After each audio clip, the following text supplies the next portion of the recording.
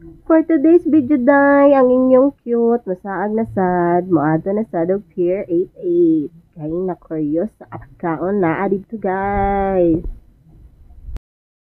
Na ginabaligya dito like street foods, barbecue, and nato sikat dito na sushi. So, naadto mi para makatilaw, mag-explore kung unsa jud ka tinuod guys. So, manderon. Biyahe mi karon padong Pier 88. Paamong pag-abot, sustas pamanday among baktason dun guys. Oh, tanawa, kapuyanig baktas eh.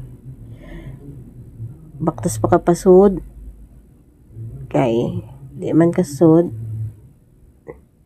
Among gisakyan, sa iskina rami naghunong guys. Ay, gutom na kayo miyana. Pero antos ang kabaktas. Wajud na ni Udto kay para makakabulhot jud og kaon. No.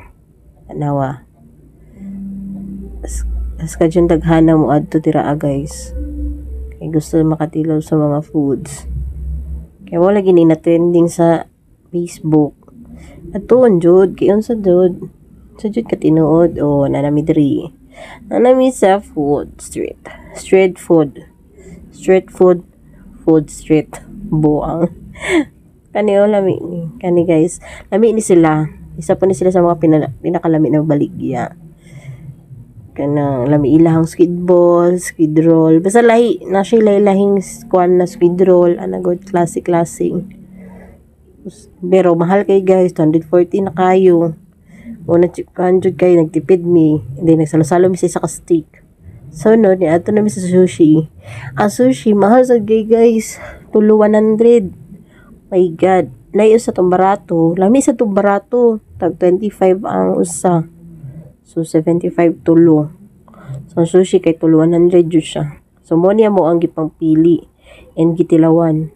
Actually lami siya. Nay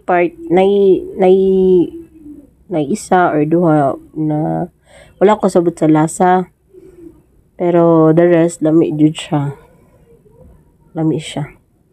Kanang orange nice. Sa taas lami na siya guys. Katika na mo nang kanang guys 25 pesos kana na sa taas na ko.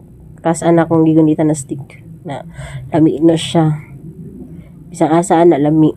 Barato siya and lami sulit yung 25 pesos. Sa tulo ka 100 mo na kong gingon na kanang naay duha or isa na dili na ko pasar sa kung lasa good. Kay, hilig